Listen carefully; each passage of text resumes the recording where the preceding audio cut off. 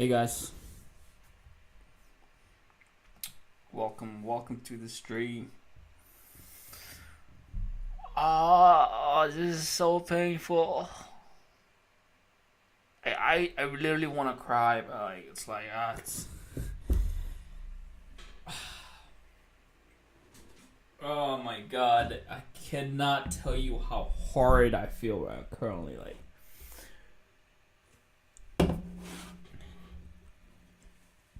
after all that training, after all that studying, I bombed my interview big time. All right, so I'm gonna walk you through what actually happened and what the happened and how I bombed my interview. And okay, first let's start off with how I'm feeling at this moment. How am I feeling with this moment? I want to jump. I want to scream. I want to cry. I want to like.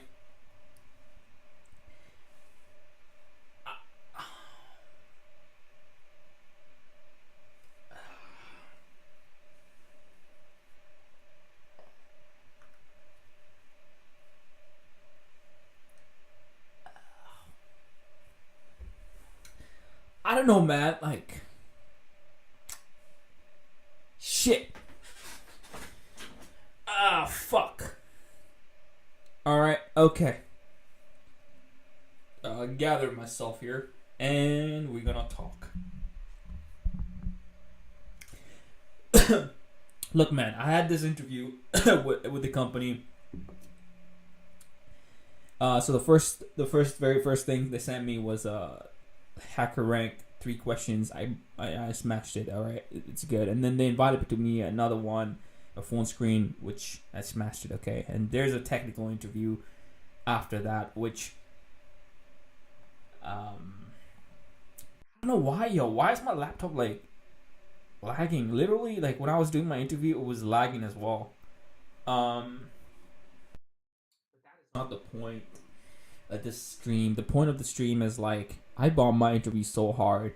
So I'll walk you through what actually happened during the interview.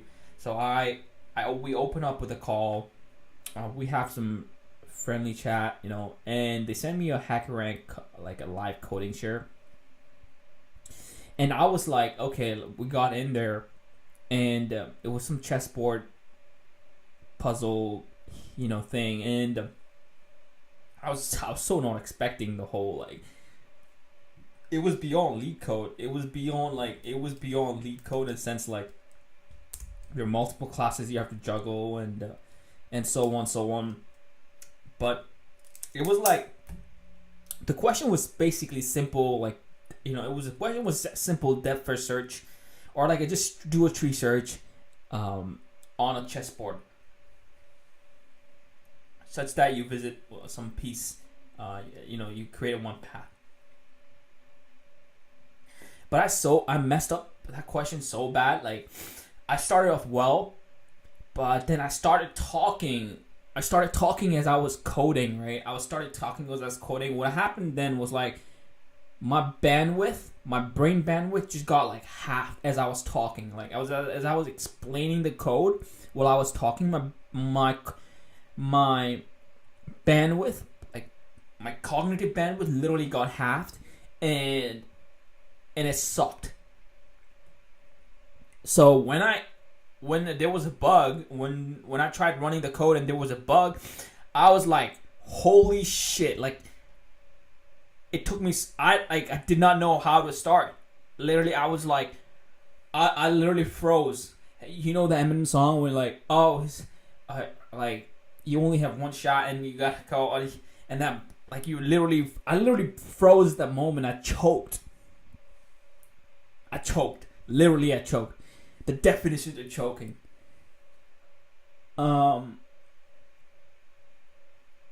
And I literally did not know how to move on from there, man. It was like, and they were trying to give me hints and they were trying to push me, and but still, like I was not even listening to their hints at that point. I was just like in my head thinking, oh my god, I bombed this interview. Shit. That's all I was thinking.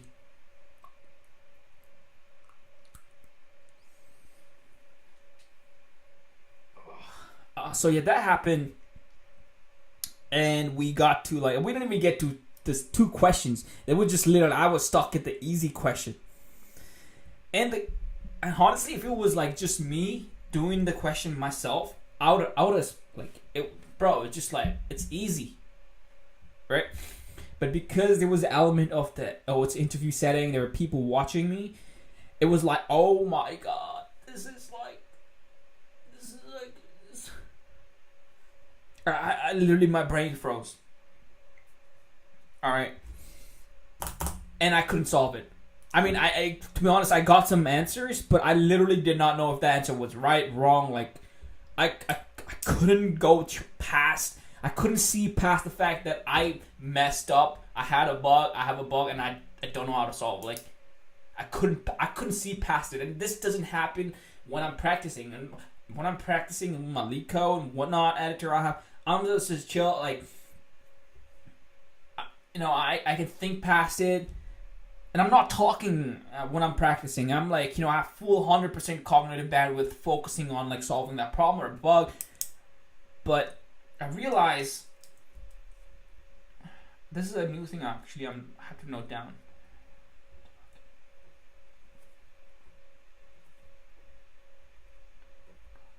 Right, talking really just slashes my cognitive bandwidth, logical cognitive bandwidth by half. And this is horrible for interviews, because interviews you gotta like, I was explaining my thought process and like literally doing so, literally half my cognitive bandwidth on, which kind of sucks. So I have no solution to this, honestly. I literally have no solution to like what the hell I'm gonna do to solve this problem. Like talking, because I gotta explain stuff.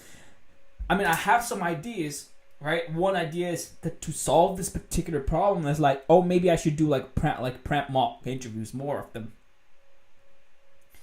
I mean, I'll start there. Trust me, I'll start there from now on. But I need a better approach on like working through these problems under pressure, because I literally cannot think.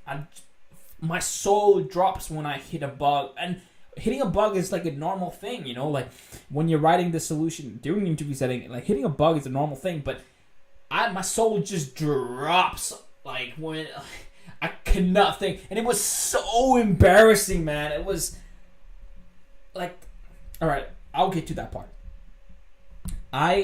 So as you can tell, it was an easy question. There was 2 questions. I couldn't even get past one, the easy one, all right? And the easy one was... See, one thing I also noticed is, like, they don't give you, like, a question prompt in an interview. Like, meaning, when you have a lead code, you have, like, a text question in the form of text. But in an interview, you don't have, like, I feel like I don't have that. It was just like a piece of code editor with some predefined code that could or could not be wrong, or had some errors. And I couldn't. There isn't a question to like like a list, like a textual question format like that I could read in, like, so there's a lot of ambiguity, right? There's a lot of ambiguity in how the interviewer, like what you interpret the question as. There's a lot of that. You're right. So it started off with a lot of ambiguity, and like firstly I have these like sometimes the whatever the interviewer was saying, I cannot even make out what they're saying, because for some reason I couldn't understand what they were saying, because it was coming up. Yeah, it was not clear, right? So question, I didn't even understand what the question was, and there was ambiguity because it was not something I could read. It was something I had to kind of listen to them and then kind of formulate the question myself. So there wasn't any text. So that was number one. And number two, like I said, I think I've gone through this. Talking literally half my cognitive ability to kind of solve bug under pressure. Which... Calm down. I think I need a composer. And the third thing, honestly, was the editor. I've been working on lead code leak code, but the editor I really feel like made a difference, huge difference. Like knowing like because it was done in a hacker rank setting, right? Like knowing like how like where like I'm kind of familiar with the bugs that leak code would throw, and it's literally the bugs are kind of same, but like the familiarity with editors are kind of a real thing, man. A real thing. Like I'm so familiar with the leak code editor that like when I go for some reason when I try out the HackerRank editor, it's like oh shit. Like why are my tabs not working? Oh, why are my like Vim bindings not like automatically turned on? Like how do I turn my Vim bindings on? Like it was like So all that thing just added up to me just exploding on my interview. And I think the interview was like, holy shit, this guy's so bad. But honestly, man, I cannot the worst thing is I cannot blame anyone but myself. Like I kind of knew the algorithm side of things.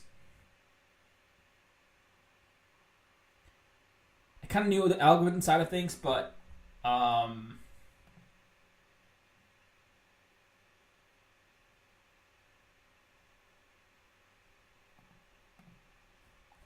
and on top of that, for some reason, my laptop, right, was overheating and it was just buggy. It was just like overheating. The fans were turning on.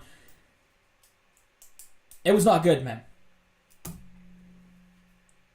So yeah, those are 4 things. Working under pressure, right? Talking as you're solving this problem is so important because I noticed it literally halves your cognitive ability. Literally halves my for some reason. It might not happen to you, but it definitely for some reason. Why does talking literally halves my cognitive ability to solve these problems? Like I've solved these problems. It's literally a depth first search. It's so easy, but I couldn't Does this mean that I'm not actually as strong, as I think? I could traverse trees, whatever, but in that setting, I couldn't traverse a tree, bro. I literally couldn't traverse a tree. What the hell? Okay. And I feel really bad. I was honestly, what the F is going on? I literally wanted to stop the interview, just quit and go, right? But I had to kind of make it through. And at the end of the session,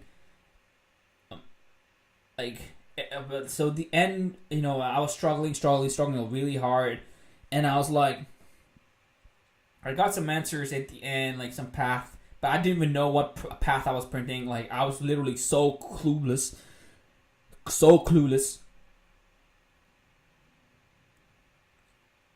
and I was fuck. You know what? It is what it is. And after the interview, we were okay, what questions do you have? Do you have some questions about engineering in in this company? And I was at that point I was yo, my mind was so I was so bombed already. So I was trying to find a question to ask because it was and it was some stupid ass question that I asked. Honestly, moving forward, it cannot just be about leak code. It has to be about there needs to be an element incorporated where I'm talking and I'm practicing explaining the problem. In fact, talking to some maybe doing an mock interviews on it has to incorporate talking and using my bandwidth working half my bandwidth. It has to be, and it cannot be me just sitting in leak code and trying to talk through the problem, because that is not real world scenario. That is not the real world. That is not the real scenario that I'll be faced in. It will be I know what I'll be faced in. It will be an interviewer screen not even screen sharing with no text prompt and whatnot. And I'll have to walk in through the code and just walk through the code and whatnot. And walking through the code, talking through the code, explaining, right? Um, yeah, man. I messed up my interview. I asked them some shitty ass questions at the end. Which I need to come up with some predefined questions to kind of go to an interview. Because like I don't want to go into an interview like thinking, like I never go to an interview like it's probably a bad idea now to come to think about it. Like I usually go to an interview, I don't even write down questions because I feel like the questions that I write down it's like usually like very unnatural. So it's like not conversation flow, you know, like so. I need to definitely write down some questions before going so as a backup. That's number. Yeah, man, it was not good. It was not good at all. I messed up a big time. It was not good at all. It is not good at all. Okay, cool. Well, okay, so what can I take away? Well, like I said, like takeaway is like number one is like talking, like replicating the interview scenario and working because, bro, like I don't want to be a competitive programmer right now. Like, you know, I feel like lead code is like, yo, I will be doing lead code even after I pass an interview or not. But the most important thing is like putting myself in this interview setting, and then just like going ham at it. Like, I think doing it every single day,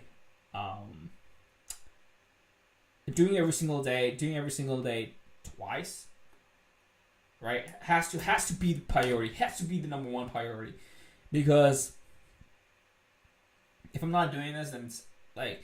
There's like solving questions you can't solve. The thing about just lead coding is not enough is because you can solve the question, but under interview pressure, like you cannot solve it. I'm the type of guy like the pressure actually counts. All right. So yeah, man. Like I'll leave it at that. I'll leave it at that, man. I'll generally leave it at that. Like talking. So here's the takeaway. Before I end this stream, the key takeaways are: number one, the top priority, talking. I have a list over here. Talking, which divides my cognitive ability by half. So I need to practice that. Right, talking and under pressure. I have a solution towards that. Is perhaps. Using prompt mock interview. For that prompt mock interview, like those settings, I have to use those, and kind of do mock interviews every single day with other peers. And second is like working through the question ambiguity, like because in lead code you have questions. It's in text format. You can read it. You know, all these constraints given to you. But in an interview setting, you don't have these questions given to you in text setting. You have to kind of listen and kind of like take note of these questions as you go. And for some reason, my laptop was kind of overheating for some goddamn reason. I have no idea why. Maybe the Chrome extensions or whatever that I just recently installed. And the question itself. Well, I didn't have like good questions to come up. Like I think I had some stupid ass questions. I literally, bro, was like, fuck. The question was so embarrassing. I was like, fuck. Like I don't even want to tell you guys like how bad the questions were. So those were my takeaways. I have another interview coming up next Wednesday. And next Wednesday I'll try to do better, man. Like I'll try to go through some mock interviews before that. So. At least I got another one coming up next Wednesday. I can use all my learnings right now to kind of, explore the next one. Yeah. Ciao. All right. Yeah, man. So, okay, before I say, if you're kind of going through the same shit, like definitely, like, yo, do some mock interviews, man. Like mock interviews are a must. Like lead code, you can lead code, whatever. Like blind 75 list you use, like that is just the starting point, bro. You need to be doing mock interviews a must, bro. Like whoever. Well, that's at least true for me. I found at least true for me because I can say this because this is not the first time I have been in this situation in my life, right? Where I'm like cracking under pressure. I literally crack under pressure. That's the definition of cracking.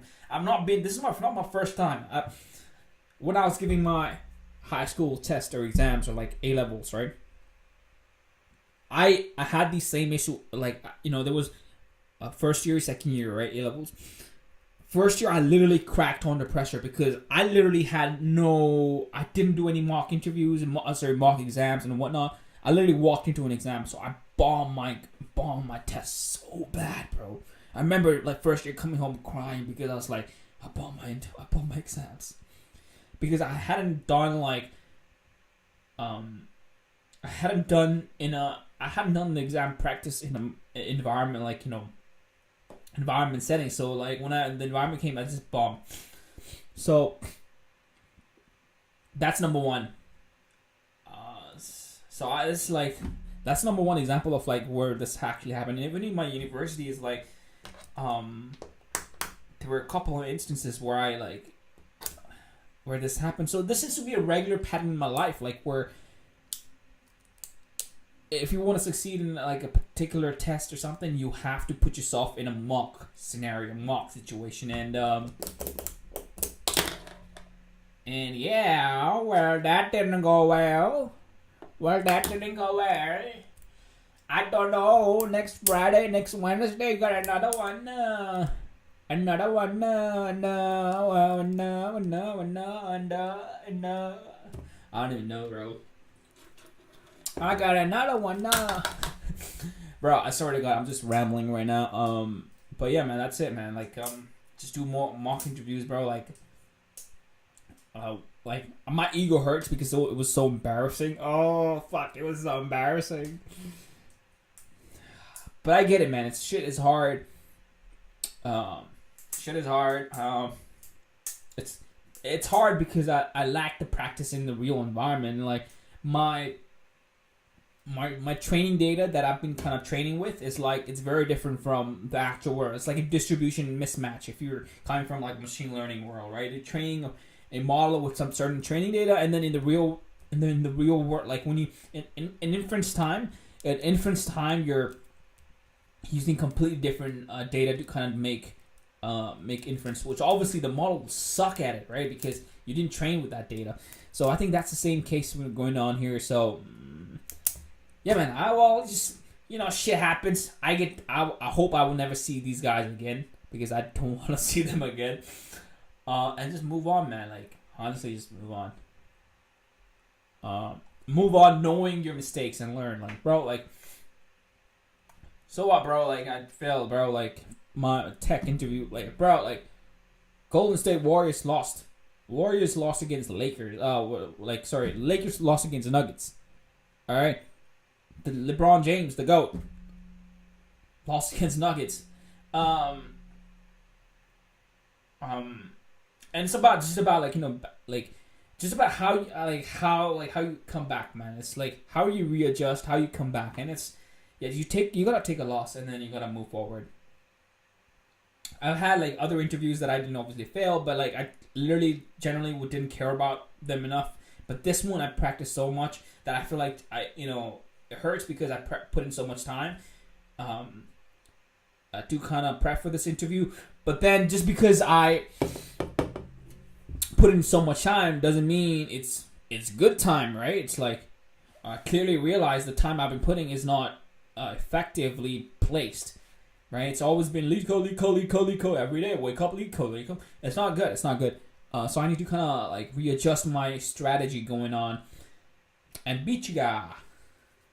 Yeah, man. And so that's my experience of bombing an interview, and it feels horrible. My soul is drained. Yeah, man. So jobless. Job hunt. So the job hunt continues.